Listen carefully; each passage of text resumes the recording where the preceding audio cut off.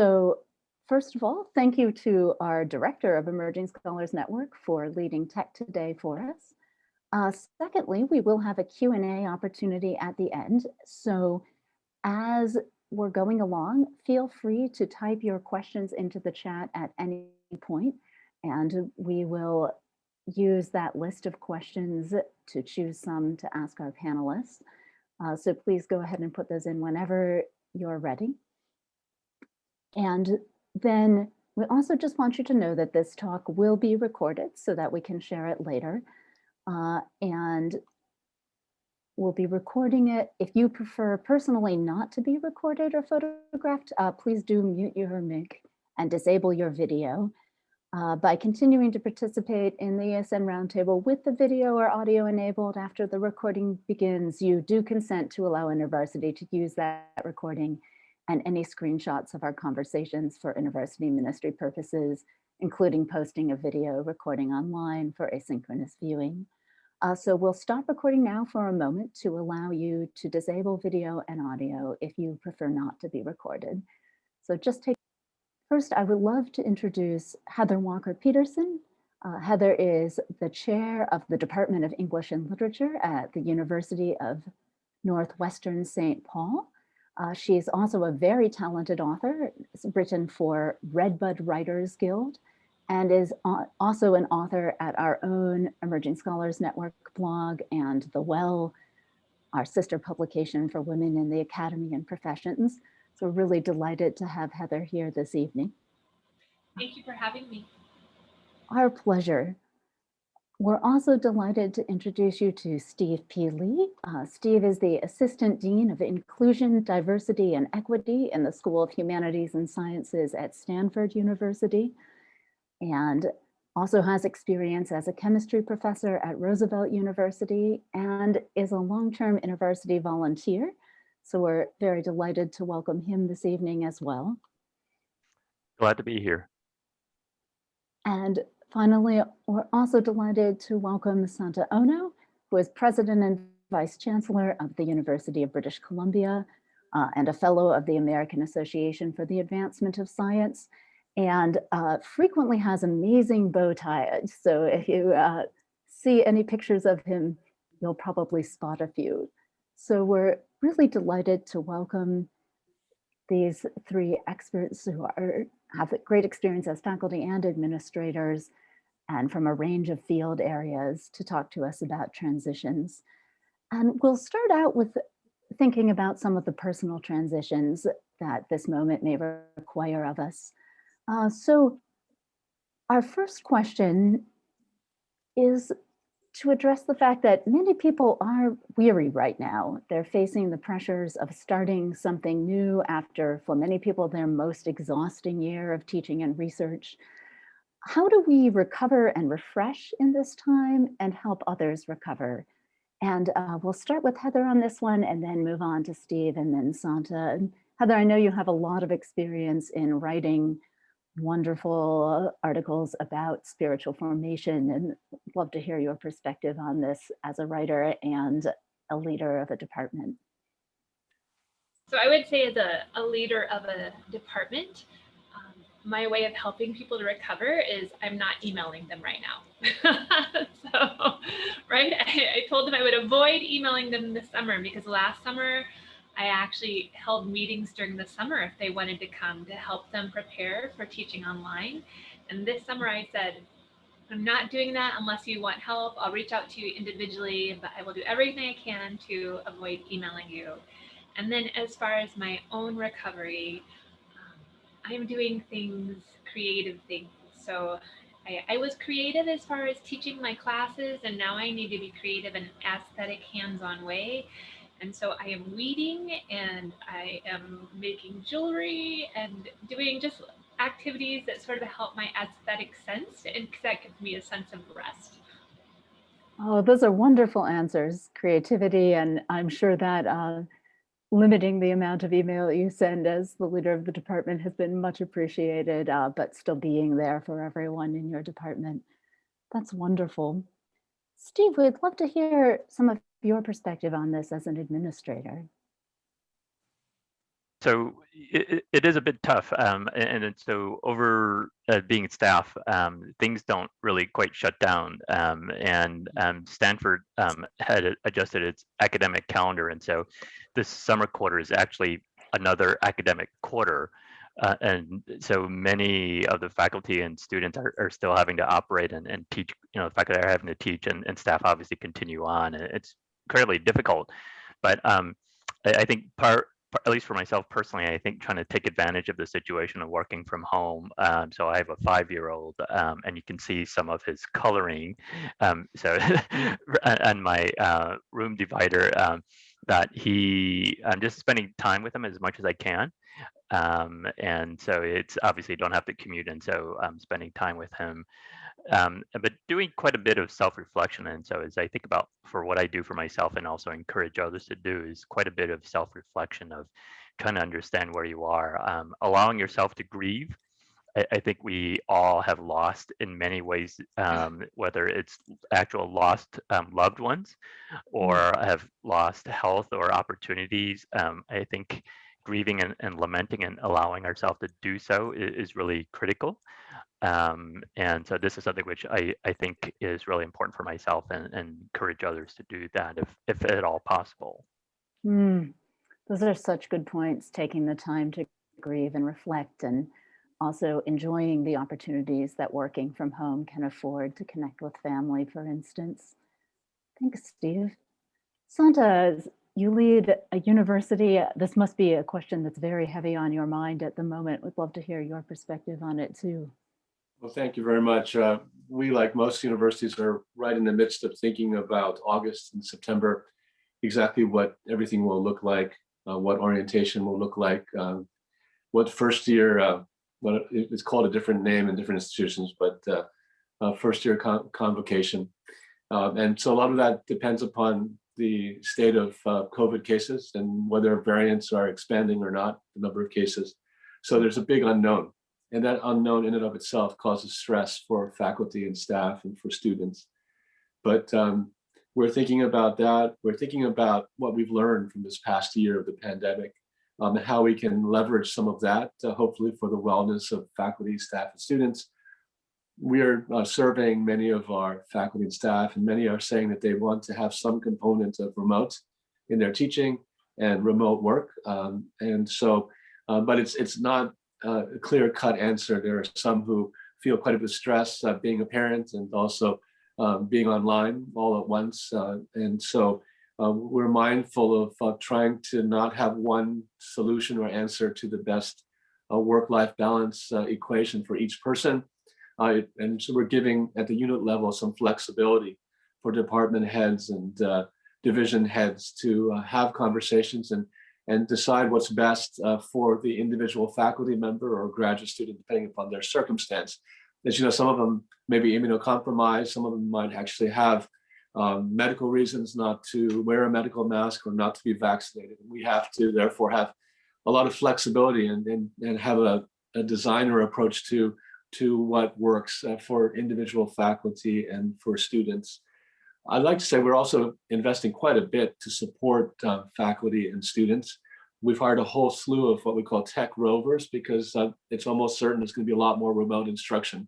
So that's an opportunity to take digital natives and have them help more senior faculty that may feel quite stressed out with the workload of having to teach perhaps hybrid in September, both face-to-face and remote.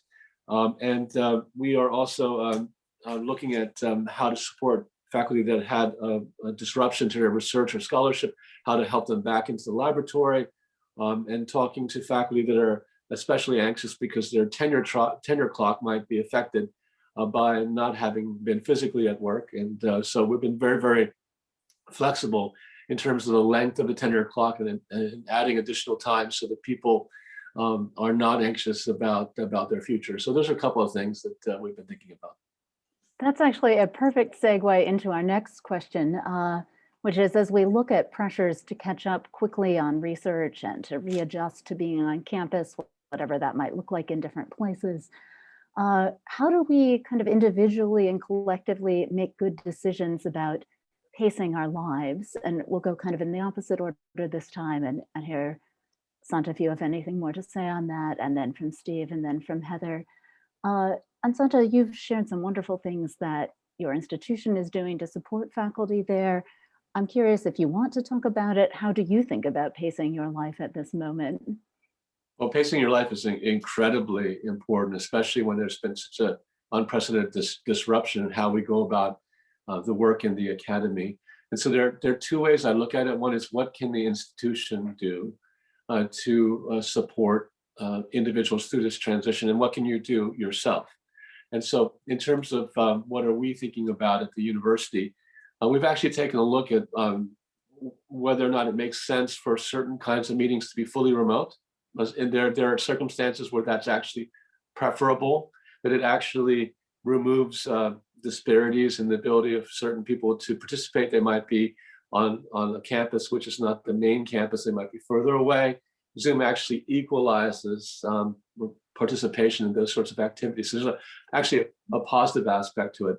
But we're also very aware of the fact that people who are going from one Zoom to another without any breaks, that has not only a Zoom fatigue component, but actually affects the wellness of the individual. So we're actually integrating into long retreats or into meetings, dedicated time for people to actually do calisthenics together or to do yoga together. And so actually introducing that into the agenda of the set of meetings is one thing we're doing. Individually, it's just important that if you have control over your calendar, I don't, but or you talk to somebody and say that I need to have 1 hour here. I need to have at least 1 hour a day where I'm not answering emails or in a Zoom because I still have to do that work. And so the discipline to protect yourself and take care of yourself and to do things that are completely different from your responsibilities. I try to do it by playing the cello. It keeps me sane. And so find that one thing that's selfish. It's okay to be selfish during these times. It's my advice. Thank you so much. I play the harp and I agree completely. That's such a restful way to change the routine if you can, or some other creative outlet or exercise, whatever it is for you. Steve, I'd love to hear how you're thinking about this. And, as Santa already alluded to, I know there are some disparities that people are coping with as they think about these pacing issues. And in your role, I imagine you've thought a lot about that. Love to hear how you're working on this professionally and in your own experience. I think as we think about pacing ourselves, I think there's a spiritual component too, obviously, right? And thinking about, doing some serious self-reflection and thinking about, what are the idols that we have, and thinking about, for ourselves, individually, but also as institutions, and thinking about, okay, is my work and achievements, are these idols, and thinking about like, what do we really value? And I think that's something that I honestly, this is not something that I've perfected by any means, but something that I really struggle with and trying to think about. And so this is something which I've had other people ask me a really good question when I haven't come up with a really good answer. Is not simply like, what do you want to achieve, but what kind of person do you want to become? What is it that you want to be as an individual, as a person of God, a child of God who worships God, and thinking about what other potential idols that are really distracting us. And as we think about pacing, obviously, God perfected that in giving us a Sabbath, and how can we honor that and trust that? That's something which I honestly struggle with, but I try to do that in terms of honoring the Sabbath for one thing. And thinking about how do I do that when I encourage others to, to encourage them to do work and to be productive. But yeah, and also acknowledging that obviously, as you mentioned, Hannah, there are definite inequities that we have to acknowledge, and thinking about how COVID has really impacted people. And so for my work, I think part of it is paying attention to those people who are from communities who have historically been marginalized, and how can we support them? How can we encourage them? And how can we think about creating structures and programs that help them, and not that will perpetuate, obviously, this marginalization, the racism, and so forth. And that's a longer conversation, but I'd be happy to go into that if you want to. But yeah, in terms of pacing ourselves, that's something that's really critical for ourselves spiritually, individually, and as an institution. Yeah, and we'll try to come back to that question about what can we do to address some of those inequities a little bit later. For the moment, I would also love to hear your take on this, Heather, and you and I share a field of English. And, one thing that strikes me about work in the humanities at this time is so much of the research comes down to being able to cultivate your own creativity and research time. And I imagine that's a particular challenge in humanities departments right now. I'd love to hear what you're finding helpful personally and for your department as you lead there. Yeah, so one thing I'm really grateful for at the institution where I work is we actually have a writers community that takes 4 days off during the summer where we just focus on writing. And in fact, I'm part of that tomorrow. And I haven't done I'm not very focused right now. I haven't been very focused for about for about 2 weeks since the semester has ended. And that focus is going to help me, you know what I mean? So it helps me even to plan for the next writers community in a few weeks, the next time I meet. And so I'm really grateful that my institution's developed that rhythm. But I think one of the things that community has helped me to realize, even this year, one of the things I've really learned is how much I need community. So the community of the church as far as the Sabbath, right, gathering together on the Sabbath, but even with teaching during the school year, so all I would do is I would go into my classes, I taught high flex classes, but then I would leave because I had a child at home. So I'd go home and I'd be available to that child at home and doing emails and so on and meeting students on Zoom, but I only went in to teach my classes. And I really quickly got off into a rhythm where I stay up late and get up later in the day. And one of the gifts to me has been a neighbor recently asked me if I would get up and walk with her in the morning. So I have become a normal person again.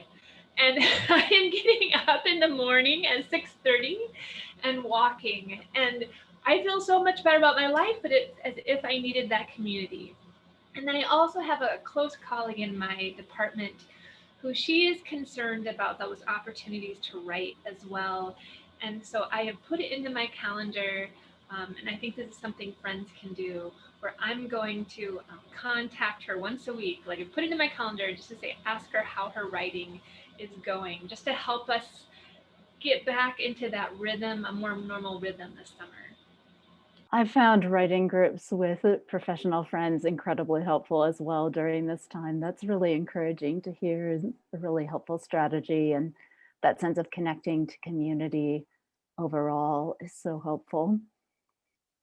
Well, it's probably a good moment to think a little bit more about how some of the professional transitions may play out, uh, keeping in mind those healthy ideas about making good personal transitions. One kind of positive development in the very difficult and troubling experience of this past year has been that a lot of people experimented with innovative formats for learning and for knowledge. And we've seen some really interesting things done with open access publishing and with flipped classrooms and other effective learning experiments. And I'm curious, what might be some of the good discoveries that we stick with going forward? And Heather, we'll start with you on this one and then ask Steve and then Santa. So what have you seen, Heather, in the humanities and in your setting that might stick with us in a good way? I was a Luddite before last year. So I would use PowerPoint once per year, except for presentations. Like in my classroom, I did not even use PowerPoint, except for one class where I happened to have made them once for a presentation. And I would say I have become such a better teacher, and I would say that many of my colleagues would say the same thing. And so one of the things I learned about was collective annotating with perusal, which I actually feel like is sort of like the early church, where scripture and texts were always read aloud. And so I can send my students to collectively annotate on perusal. Another thing that I learned that I thought I would never ever do is I use one of those polling apps, right? I use one of the polling apps for phones. And because my biggest concern going into this situation is I'm very much an active teacher where I go around and I have my students work in groups and I see how they're doing. And then I go back up to the front of the room and I say, hey, here's something else to think about to nudge them. And how is I going to see their nudging if I couldn't go, like, hang over their shoulders anymore? And I found that wonderful for a larger classroom, especially to use a polling app, and then I could have some multiple choice and see where they were struggling. And so actually it's been really exciting, and I'm now, it's sort of funny that I've become sort of one of the early adopters in the minds of some people as far as I'm encouraging people to use technology despite them in the English department and we look at books all the time. I've become one of those people, which is sort of fun to have a totally different reputation. But yeah, it's been a good year that way for our department. I am amazed too by the blossoming of digital creativity that I've seen, often in places where maybe previously people were more excited about other things, and now they see how those other things can merge with new digital creativity, and that's very exciting. Steve, I'm curious how you've seen this play out and what kinds of things uh, you all have innovated on that you might stick with going forward. So one of the things I'm sure as we're all living in the Zoom world is getting used to it. And so I've actually got used to it. So I do quite a bit of trainings, and a bit more recently been involved with trainings for faculty focusing on mentorship. And so I do some here at Stanford, and I do some nationally with an organization called CIMER, CIMER. And we focus quite a bit on mentorship and doing that. And so just trying to take advantage of that so I don't have to travel to do these trainings. And so that, and obviously that's a huge time saver. I can spend more time with my family. But it's also been really interesting to try to think about the experience of working from home. There's a Nicholas Bloom who's here at Stanford and who's been studying the working from home experience. But it's been really fascinating to follow his work and thinking about how can we work effectively and what the experience has been for so many people who've been working from home. But he's been following and studying this and just noticing just the blow up, obviously, of people working from home and following that and how it's impacting us as employees and staff and our experiences. But it's been really fascinating to follow some of his work. Those are really interesting developments. I look forward to learning more about what he found and what we're all finding over time. Sandra, how about in your context? What are some things that have been really good innovations that you may stick with and those around you may stick with over time? Well, thanks. One of the things that we've utilized a lot of during this pandemic years, new kinds of technology, so AR and VR. That's actually had a remarkable impact on scientific laboratories. And even in the medical school, we've created as an institution a way that you can experience what it's like going into your first autopsy as a medical student without actually having individuals in front of you, to cadavers in front of you. It's all simulated.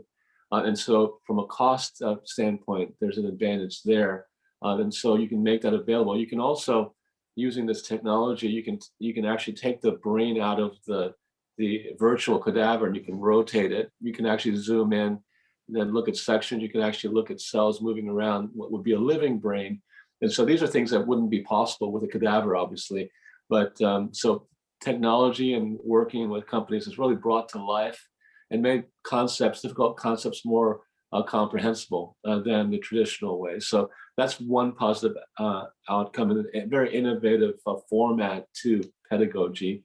The other is bringing people closer together where it would be very difficult to do so. So if you have a multi-campus institution, whether you're in the UC system in California, or we have several campuses as well, or whether you're actually collaborating with faculty members or students on different continents, we've created this platform called Global Virtual Classroom, where you can have faculty members from different institutions with students from different institutions coming together virtually, working on projects together, which happened occasionally before the pandemic, but the pandemic really forced us. It's sort of a blessing in disguise, is to create these new ways of interconnecting faculty and students that are far, far away to work together on something. And so without actually affecting the climate and flying all the way to Naples or to Tokyo, they're actually getting together at no cost with no carbon footprint and working together and having some of the same cultural advantages of working with students the same age that think about things in a very different way. And so that's sort of a blessing of that has been forced by thinking creatively about how to do things. The last thing I'd say is there's technology investments that have been made across the landscape. We have invested in retrofitting all of our classrooms. 70% of them have lecture capture now. They didn't used to have them, but now they all have a lecture capture because of remote instruction. And for the 30% of classrooms where you can't do that, we've created mobile lecture capture stations that you can actually roll into the lecture. And the advantage there in terms of innovation is that students can review the lecture on demand at any time. And if they don't understand a concept, they can go to the site and look at it and pause, just like they do in Khan Academy. And so it really has an advantage in helping students that might not actually grasp the concept real time if they're physically in a classroom. So those are some innovations. Wow, those are really exciting developments. My sister just finished medical school, so I'll have to tell her she just missed out on VR. Yeah. But maybe she'll get the chance to come back and revisit it. I guess I'd also just love to hear from you all.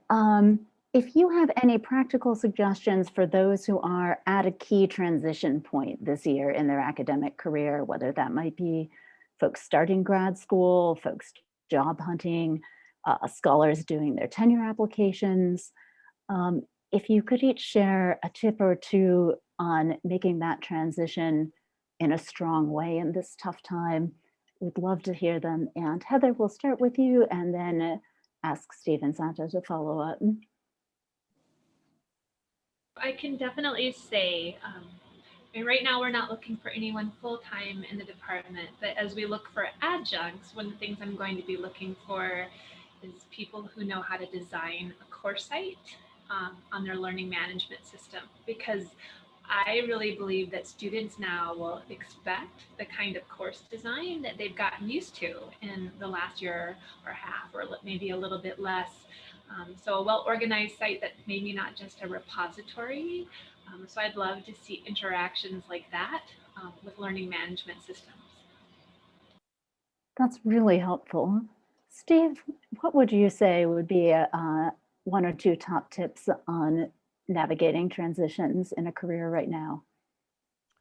So I'll share a little bit of a personal story that I actually did quite go through a significant career transition where I was a faculty member and had to move out. I was a tenure track faculty member, had to move out of that and switch and thinking about what to do next. And it was about a year and a half of doing quite a bit of significant soul searching. Okay, so that if I'm not teaching chemistry, what do I do next? And it was really difficult, but obviously God saw me through that. And I'll make the longer story shorter, but it was extremely difficult. But I was just really grateful for the time to think much more intentionally about my relationship with God. And it really deepened and built a sense of intimacy, which in some ways I miss when I'm so busy, but it helped life to slow down and thinking about next steps.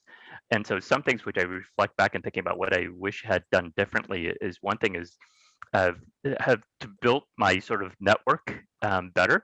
And I think reaching out to people, whether it's counselors or mentors or peers, thinking of that sort, and having built that intentionally, I think I wish I would have done that. And I'll mention another resource which has come out about a year or 2 years ago. There's a book called Designing Your Life by Bill Burnett and Dave Evans, and some of you might be familiar with it. Dave Evans has spoken at some university events also, and he's talking openly about his faith. But it's a really good resource in thinking about, okay, what do I want to do, and thinking about that very intentionally. And there are some spiritual components. It's not a Christian book, but it is in many ways, I think, helpful for Christians to be thinking about where is God leading you in next steps.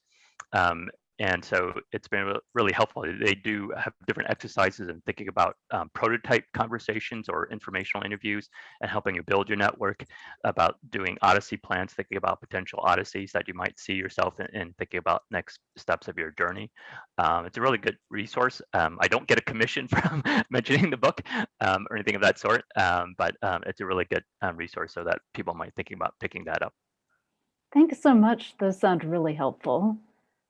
Santa, what would be your top 1 or 2 tips for those in an academic career transition at the moment? Well, it's going to be an unusual several years, probably. I'm fortunate that I get to speak with presidents around the world, so I have a general idea of the kinds of trends that are emerging. Some of them are opportunities. Governments are investing enormous amounts of money in upskilling individuals who may have lost their jobs, or reskilling individuals and thinking about how to jumpstart their economies. So one piece of advice I would give to individuals for the opportunities is to familiarize yourself with those opportunities, because it may not be a traditional track for you, but there may be a place that you can go that you weren't thinking about, which would be a wonderful path forward for you. So that's the opportunity side. There are also going to be challenges, and I need to be very frank that, the piece of advice that I would give would be twofold. One, to be patient, because the landscape is changing quite a bit. And the second is to really, as was said, invest much more in seeking mentors. People want to mentor you. And then second, be very intentional and build a robust network of people, because as the challenges appear, and I'm going to mention them really quickly, what will differentiate you from another person, if it's a competitive landscape, is that people have seen you at a meeting, a virtual meeting, on LinkedIn. Invest in people seeing you as an individual, because that will give you an advantage. Very quickly, the reason why this is important is that because of the economic impact of the pandemic, and even prior, just the demographics of students and state support of public institutions, if you look across the landscape of North America, the number of faculty jobs, especially in humanities and social sciences, is going down. And so if you're in those disciplines, you're going to be in a more competitive market, partially because of the pandemic, partially because of divestment by state governments in faculty lines. Same thing happens with student admissions, both undergraduate and graduate. But at the undergraduate level, the pressure is that a lot of people deferred their admission from last year. Instead of coming into a fully remote freshman year, a lot of them deferred. That, on top of the fact that there's a huge demand, numbers of applications to certain institutions, it's become even more difficult to be admitted to certain undergraduate programs and certain graduate programs. So that will resolve. But this year may be particularly difficult. And so if you put yourself in the situation of being admitted and you don't get in, be patient, don't lose heart.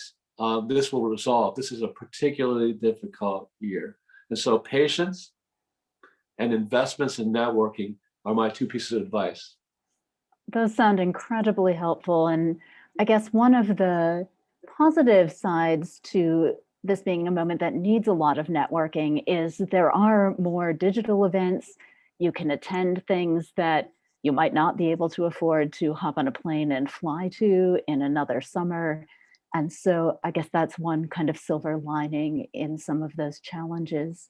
And your answer is a really helpful segue into our next topic, which is institutional transition. So you've kind of set the table for us in terms of imagining what are some of the challenges and opportunities that you see as institutions change. As we springboard off that very helpful answer, Steve, I'd love to hear what are some of the changes that you're seeing and some of the challenges and opportunities we can embrace in this time. Yeah, Santa definitely did allude to those, and I think in terms of the humanities, that's been something that we've been seeing, obviously, national scale for some time. Um, yeah, I also really like Santa's perspective in thinking about being patient. You know, it's sometimes we think that we can snap our fingers and it's all back to normal, whatever that is meant to be, right away. And obviously, that's not going to be the case. And will be lingering consequences that we're still going to be struggling with. And so, whether it's financial issues, a lot of institutions have been struggling financially, obviously, but also thinking about how is your institution thinking? So in my world, I'm thinking about diversity, equity, and inclusion issues. This is something which I hope continues in terms of our conversations, in terms of the issues that receive priority. And this is something which I'm seeing at my home institution, and I think hopefully will continue nationally too.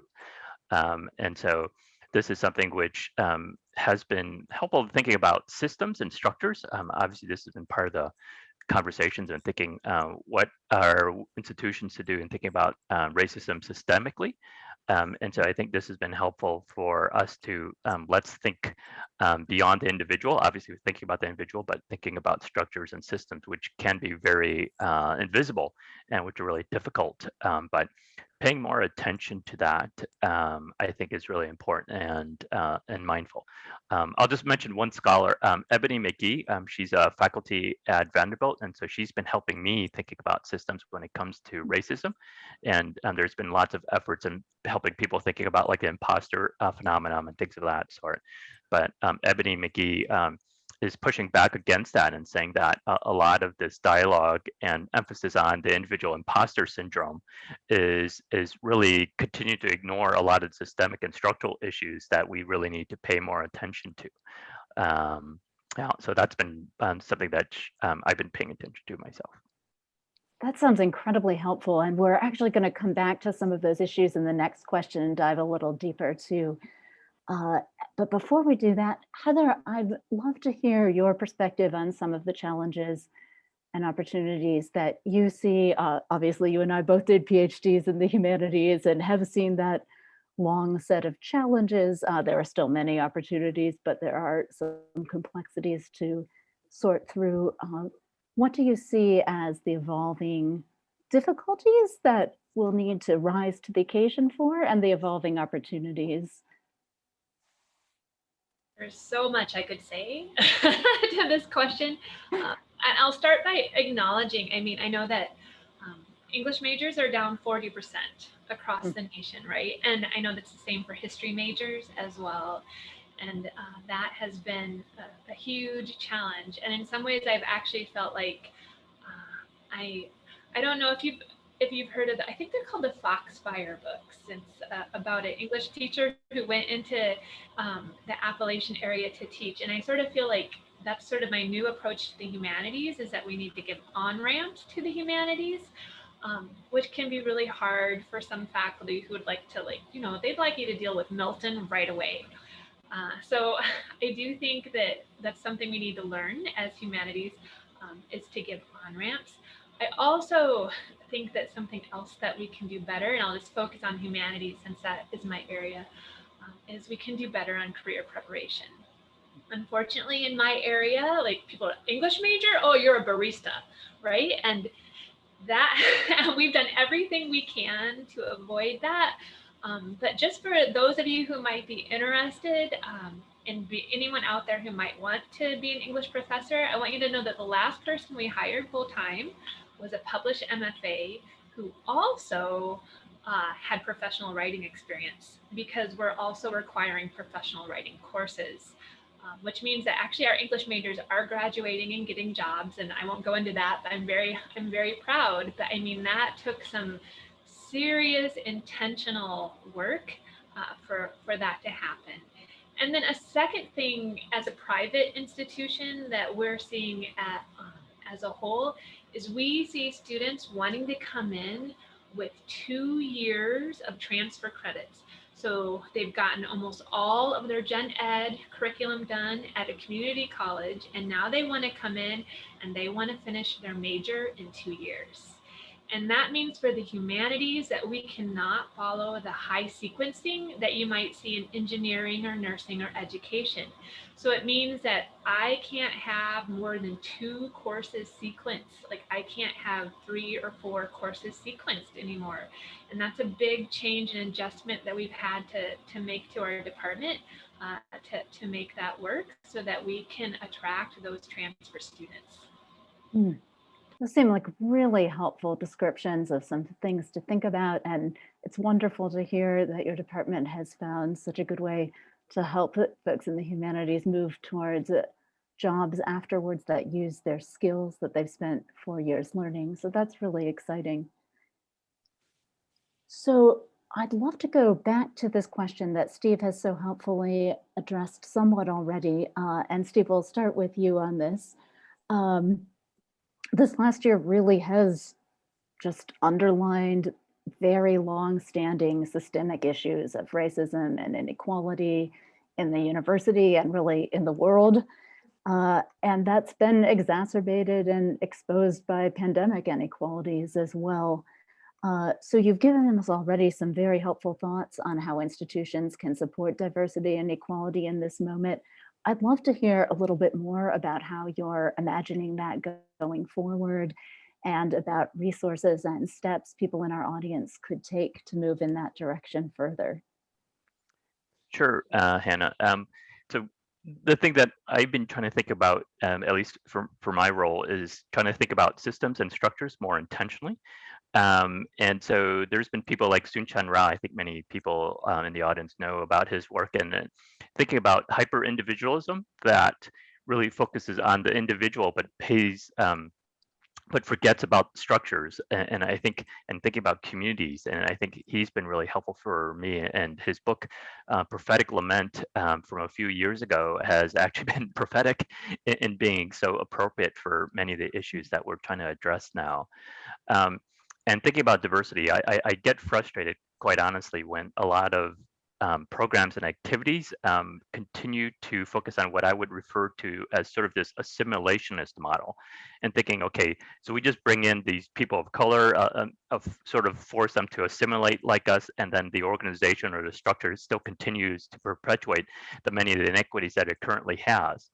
And I obviously that's not helpful. And so we have to think about how can we integrate, how can we work and thinking about our organization, our institution to also be transformed, to be revolutionized, and thinking much more intentionally about that. And how can we integrate? How can we have maybe like an acculturation model in thinking about diversity? And I think that's how organizations and institutions need to rethink about their organization. And I also still see some older models and thinking about that as we work towards diversity, that we're trying to compromise excellence, and that's not the case.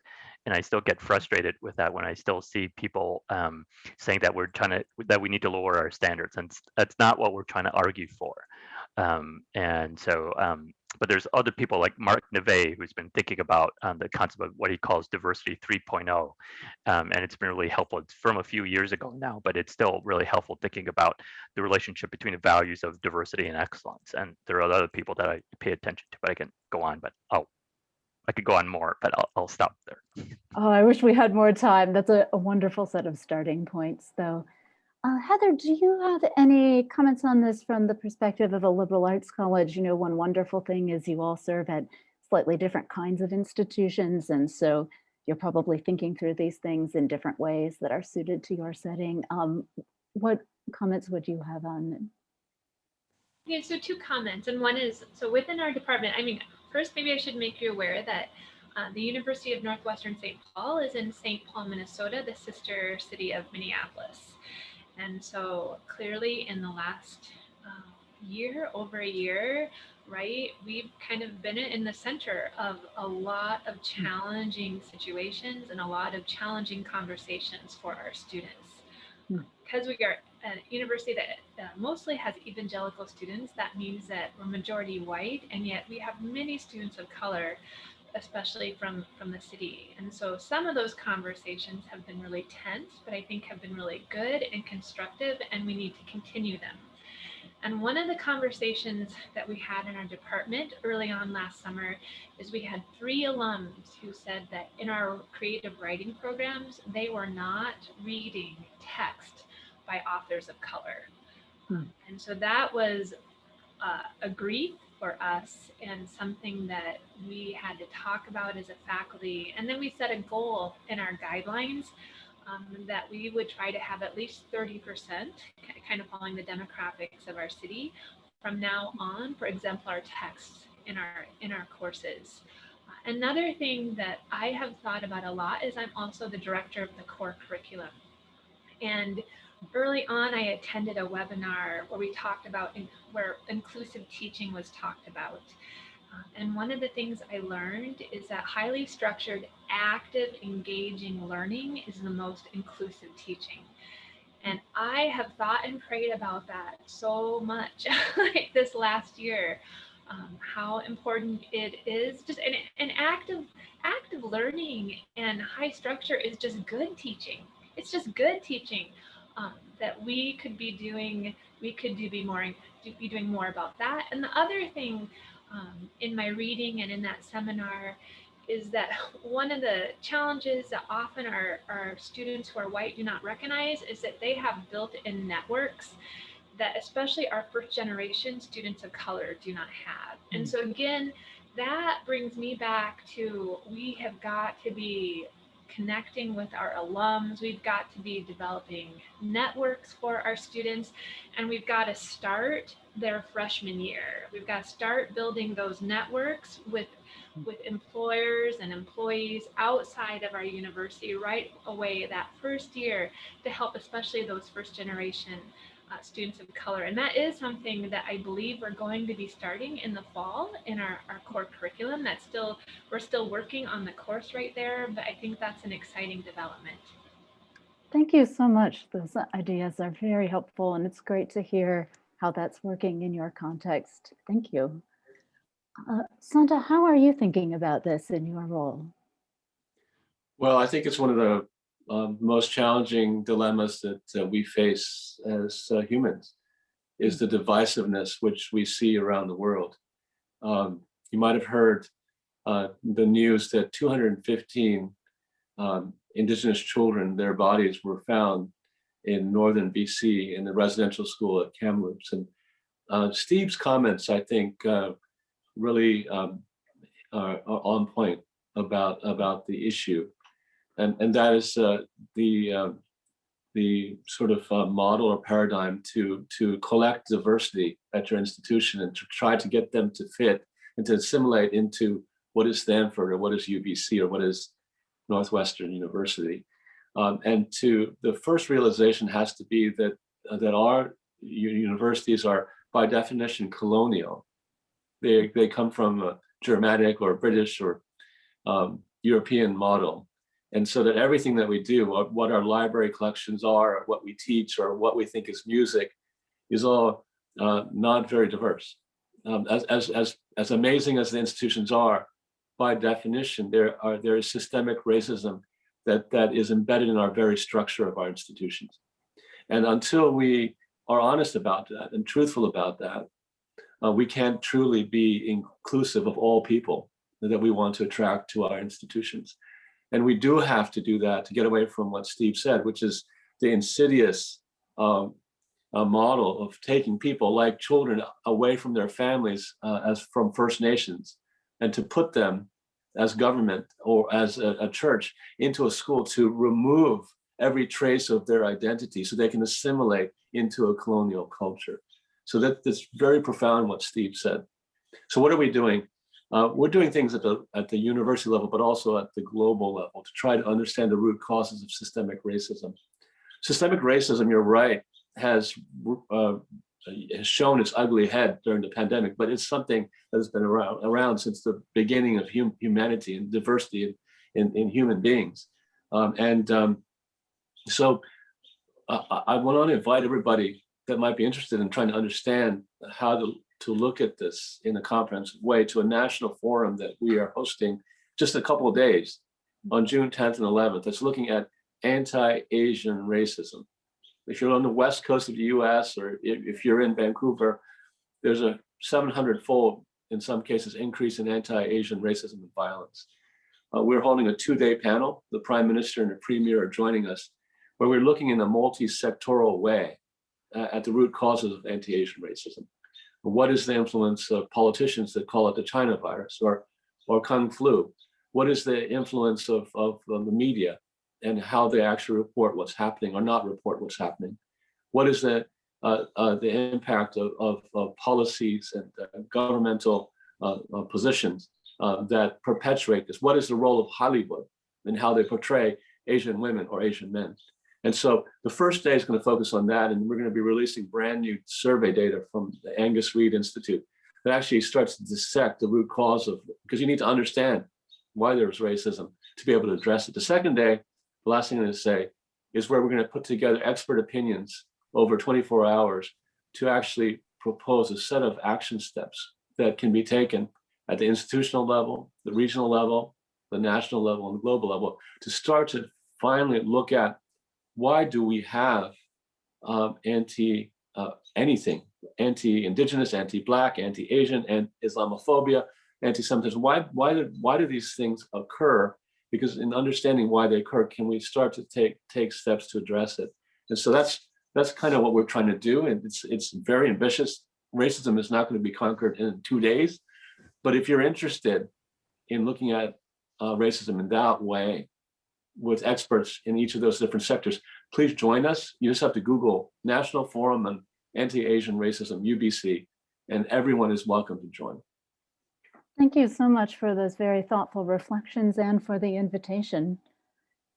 Well, there's a lot of work to be done on that area particularly, and praying for God's grace and wisdom for all of us as we navigate those questions going forward. The last question I'd like to ask you all before we head into audience Q&A is, what gives you hope? We've talked about a lot of complex and difficult realities this evening, and that was very important to do. It's going to be an ongoing conversation for all of us, I'm sure. But I do want to hear from each of you what gives you hope right now. And if you are an audience member, it's a great time as you enjoy these ideas about hope from our speakers to type questions that you have into the chat. And you can continue to do that. But this is a great moment, and I see we've got one already, so we're looking forward to that. So on this last question from me, let's start with Heather and then go to Steve and then go to Santa, and then we'll transition to audience Q&A. So Heather, what is giving you hope right now? I would say, especially as we talk about these really big, complex, hard issues, and I think that we see similar issues historically, and sometimes it's easy to get discouraged because you see how things seem to come back around. It's like, why haven't we changed? And I have to believe that God is telling a story, and I am just a participant in it. So I am just trying to be a willing participant, and I pray that I am collaborating with what He is already doing, and I don't have to try to control even my own story. So just participating with God in His story right now. I love that way of framing it. Thank you so much. Steve, what is bringing you hope right now? So I'll start at the personal level. So I'm actually reading through the Old Testament with my son, who's 5 years old. And obviously there's a lot he doesn't quite understand, but there's a lot that I don't understand myself. And we actually just started a series in our church on Jeremiah. And I've been reading about all these stories from the Old Testament of the Israelites as they were exiled, as they scattered, as they were conquered, and as God also called them back. And I see, thinking historically and thinking about the ups and downs of the story of people who tried to follow God, and seeing how God has been faithful through all of this. And so obviously, this pandemic has affected basically the entire globe. but we see that God obviously is faithful through his people. Doesn't mean that things will go smoothly or well, or, that we have great fortune or blessings, but I see, um, God's faithfulness to the generations and through the millennia. And so obviously we can continue to have faith in that. And so just thinking historically, I think that helps me reflect on what God has done in the past, and obviously God will be with us through these times. Thank you so much. I love how you've both kind of pointed to stories in different ways and to how God is authoring those stories. Santa, what is bringing you hope right now? Well, certainly what Steve said, Jesus Christ, and thinking about Easter Sunday. Whenever I'm down, I think about Easter Sunday. It was for me sort of a rebirth, because I was not a Christian when I was a child, and I will never forget Easter Sunday. It was a beautiful day, and how it just changed my life forever. So that's hope for me personally, and I want that for everyone. But I would say the other thing that brings me hope as a university president are the people, are the students, the youngest ones. And if you listen to Obama speak or read his Promised Land, his most recent book, he often says it's the young ones, the next generation, that have hope and bring hope. And if you really watch what they've done, it's pretty astonishing how they've actually changed us as older people, in exhorting us to take care of God's planet that he's created, this beautiful planet that we are harming. And so I have hope, because they're doing God's work in really telling us to be more mindful of what God has created and the diversity that God has created. And also they bring me hope because they ask difficult questions about status quo and things that they think are not acceptable. And they're right about holding us accountable to leave the world a better place for them than we inherited from our parents. And so they inspire me. And so that's the other reason I have hope. Oh, well, that's incredibly encouraging to be able to look at the youngest generation of people in the university and say, I'm really inspired by what you're doing. And I think that's one of the reasons so many of us are interested in teaching and research. And so that's a very encouraging thing to ponder right now. Well, we are now going to share some of your questions in the audience, and we're going to transition to gallery view for this. You don't have to turn on your camera, but our kind speakers have said that they would love to see your faces as they chat with you. And so you're welcome to do that if you want to. And we will start with our first question this evening. So the writer says, this has been great, thanks, and asks, are there any additional tips you'd offer for us as individuals to support faculty colleagues or to invigorate communities of Christian faculty? And Heather, I'd be interested in your take on this as someone at a Christian college where you are a community of believers, but you may be looking for a moment of reinvigoration in how you live that out. What is your take on this one? I mean, I think the main tip is to know that we're being prayed for right now. I feel like, I'm sure all of you are just really tired. We all feel crispy. That's the way faculty and I describe it to each other. We feel crispy. And so if you know Christian colleagues, if you would just send them a note, I think probably the biggest encouragement for me and one of my colleagues is that we received a few handwritten notes, which is sort of amazing, right? In this time period, from a few students, and I received a few emails as well. But yeah, we do need to rejuvenate, and we also need to get ready for a fall where we potentially, based on the latest information from the Department of Education for the United States, we potentially may be looking at a similar fall right now, as far as if the entire campus is not vaccinated, there's the possibility we still need to have 6-foot distancing. And masks, which means teaching high flex, and that's going to be hard for a lot of faculty. So please send them a note and encourage them and pray for them. Thank you so much, Heather. Steve, I know you serve at a secular school and also support intervarsity communities. I'd love to hear your take on how to support faculty colleagues, whatever their beliefs, and also how to invigorate communities of Christian faculty.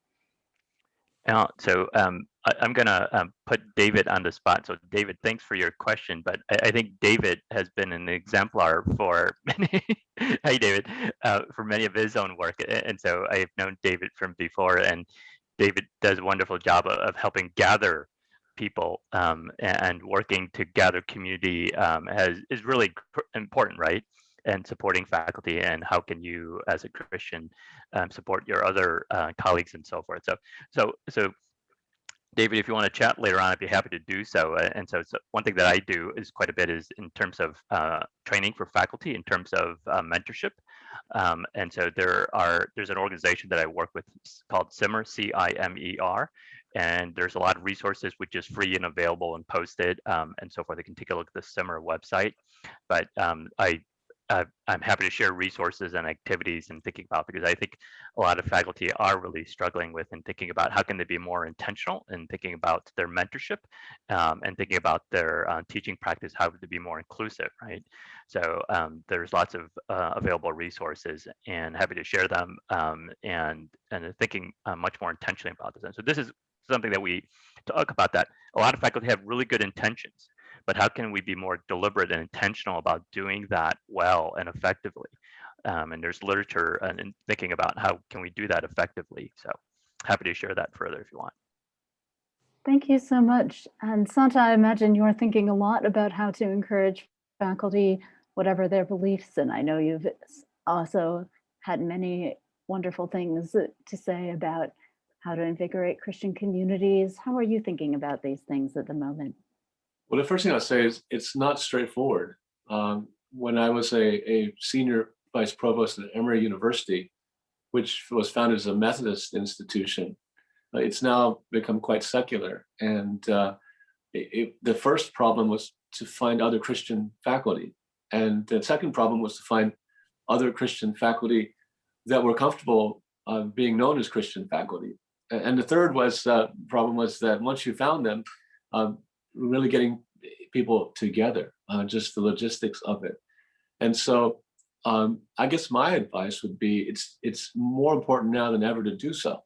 For me, the way I find other Christian faculty is that I actually go to InterVarsity or to whatever student Christian organization exists on campus. And they are a great first place to start, because often they're a more robust presence than GFM or if that even exists. And so for me to go there as an administrator or a faculty member, students often will welcome that. They'll embrace you. They want to have that connectivity. And then they have a pretty good idea who the other Christian faculty are. And then if it doesn't already exist, somebody has to invest the time to start to build that GFM. Well, it was very small at Emory, but it's amazing. Once 3 or 4 people got together, it started to grow like a snowball, and because God wants it to happen. And so that's my advice, is that if you're at a place and you feel a little bit lonely, you don't think there are other Christian faculty, they actually are there. And so I would encourage you to be the one to go to the student InterVarsity group and ask around, and they'll tell you, and then it'll grow to a handful. And before you know it, especially if you have food is a great magnet. It will happen, and people are craving and need fellowship, and it can even be virtual. I mean, if any of you out there want to connect with me virtually, then I'm easy to find. Shoot me a message. We can spend some time and pray together. I encourage everybody to do so. Well, thank you so much for that kind offer and those great tips on finding community. And at ESN, you can always contact us as well, and we'd love to get you connected to GFM communities where they exist. And we do have some materials to make it a little easier to start one if you decide to do that too. So definitely feel free to get in touch with us, and we'll do our best. Another question from the audience. I was interested in how God has taught you more about and deepened your understanding of the gospel and what Jesus did for us through his life and death through your professional and academic work in this past time of the pandemic. And I'll open the floor to all our speakers on this one, and whoever feels ready first is welcome to jump in on that.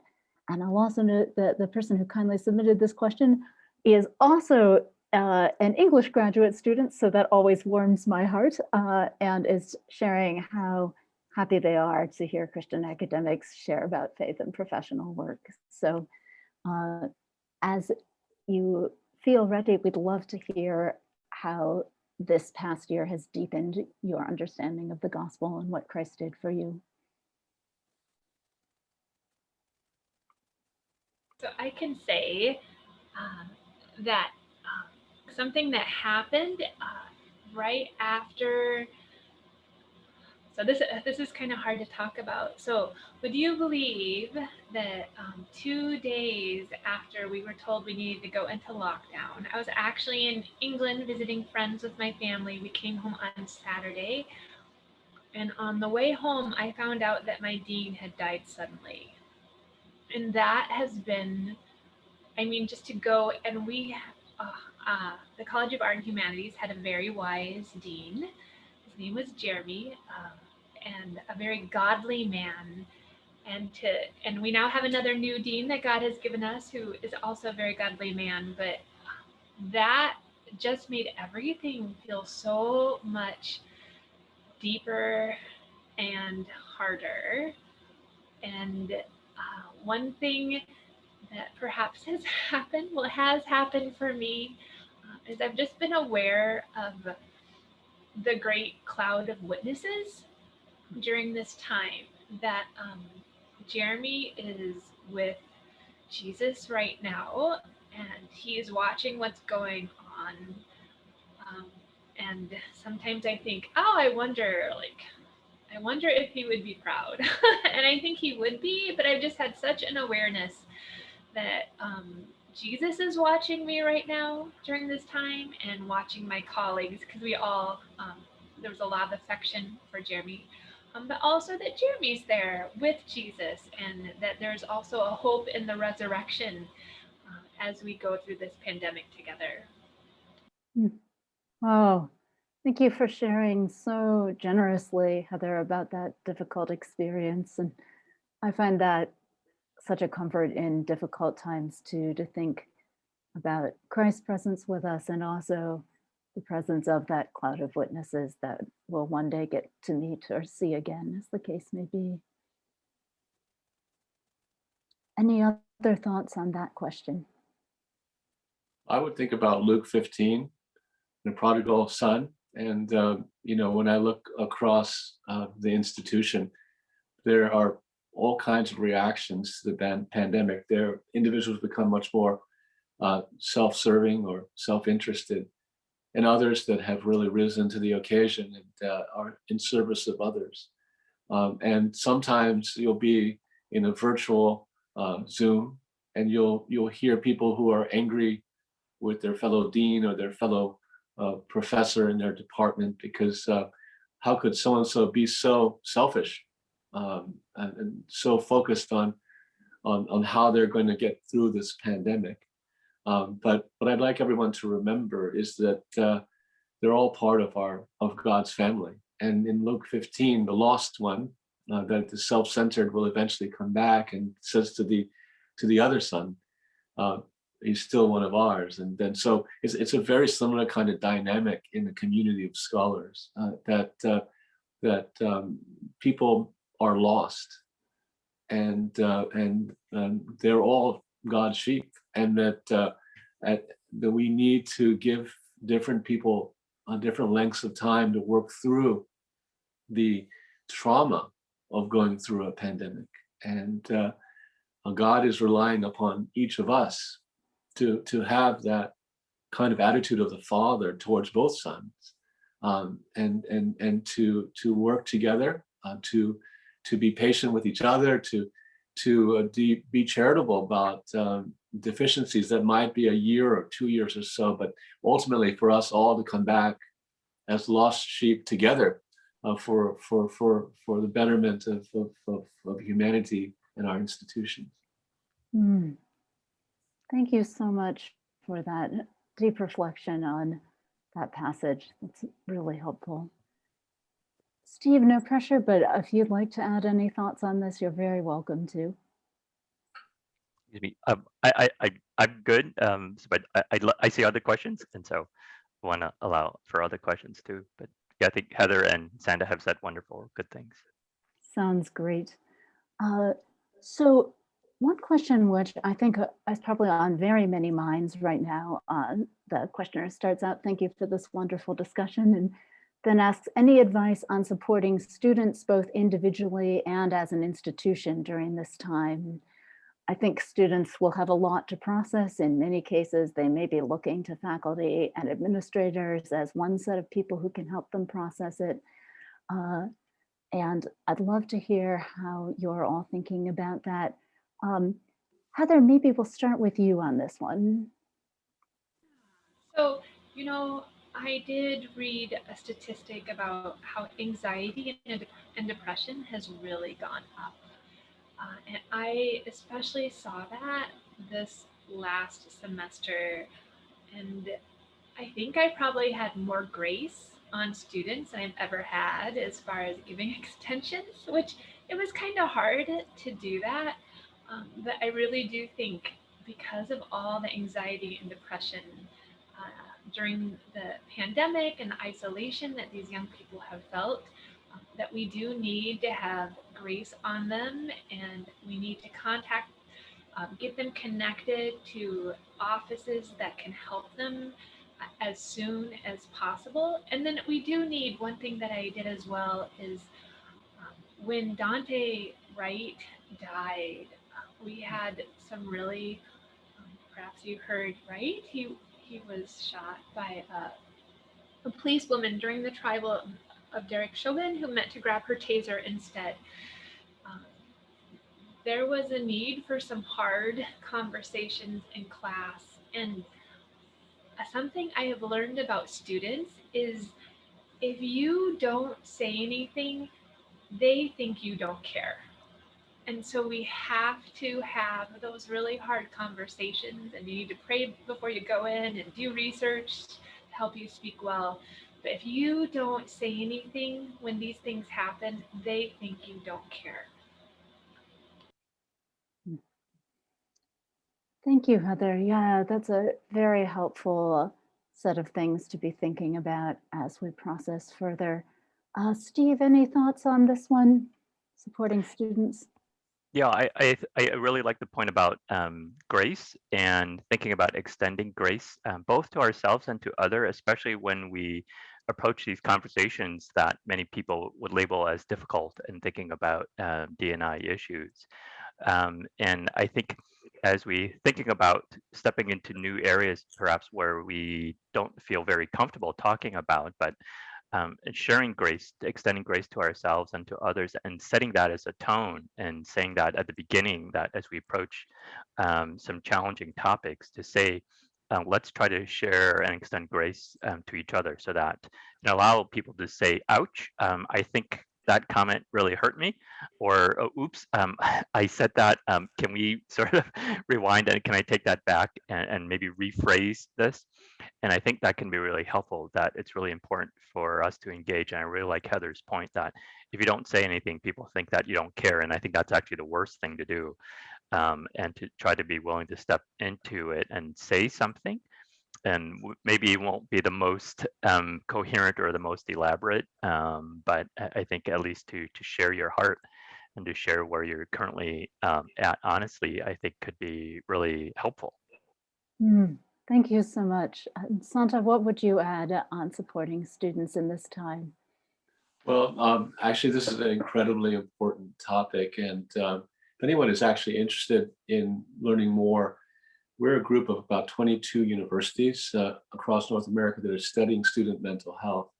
And the data are really clear.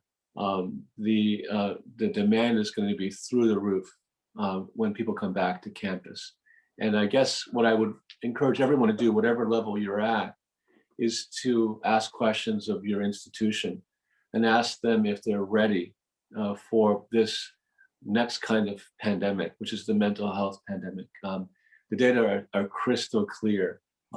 If looking across 22 institutions, that there's going to be a real need for support. So the fact that we're talking about it is great, but wherever you are, don't be shy to write to your provost or your president, say, what are your plans for September moving forward? Do you have additional resources? Have you hired additional counselors?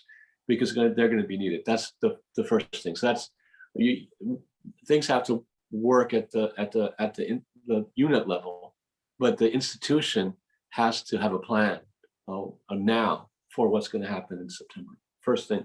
The second thing I would say, kind of sort of just a general thing, is a lot of people are thinking about the first year, freshmen coming into campus, and they say, oh, they've had a whole year, where they've been remote or they haven't been able to see friends. All that is true, and September might still not be normal because of the physical distancing requirements, depending upon case numbers and the status of vaccination, especially with international students. All those things are still being worked out. But what I'd like to say is, don't only think about the first year students, think about the second year students, because the second year students had a whole year, many of them completely remote. And you have to think about it. They didn't have a graduation because the pandemic occurred in March. So they didn't have a proper high school graduation. And they were excited about coming to Stanford or wherever, and it wasn't normal. And so, we just had a conversation yesterday. We're going to give these beautiful t-shirts to all the first year students. And I said, well, what about the second year students? Because they didn't have a normal first year. And then you have all this programming for the first year students. But this year for me, I want to make sure the second year students have the same kind of exciting start to university as the first year students, because they didn't have it last year. And so that's what I would say. Thank you so much. That's incredibly helpful. There's one more wonderful question posed by the audience, and sadly, we don't actually have time to dive into it, but I want to share it with you all because I think it's a great question to end on, and I hope it's one that we're thinking about and talking about. And so this participant says, thank you so much for sharing your insights. What advice do you have for us to live a rebooted post-pandemic life in God's economy? And I think that's a great place to end, and a question for us to take with us. What does it mean to think about God's economy, reboot our lives in this moment? So thank you for asking that, and hopefully it will be a question we all continue to explore. Before we wrap up this evening, I'd just like to invite you to a few upcoming ESN opportunities. This is a great way to start connecting more with Christian communities. So one is our upcoming conversation on It's Not Your Turn, a book by Heather Thompson Day. And this book explores what to do when you're kind of waiting for certain things to happen. It's really helpful for this transitional moment. And Dr. Day is a communication professor, so she understands where a lot of us are coming from as we think through academic settings. So please join us for that. And as you can see, Bob has put the link to register there in the chat. And then another great opportunity is we're going to have a digital pilgrimage for faculty where you'll get a podcast walking guide that applies some ideas from the Celtic tradition of spirituality to taking a pilgrimage from your front door. I've already started working through a preliminary version of this material, and I'm finding it a really helpful, rejuvenating experience and a way to process this past year. And there's plenty of opportunity to connect with Christian communities of scholars through it digitally, or in some cases, perhaps in person. So please check that out and join us for that. Thank you so much to our panelists. We really appreciate your insights and your time and your thoughts. And thank you to all of you for joining us. And please do be in touch as you have follow-up questions. Thank you so much, and we'll wrap up there for the evening.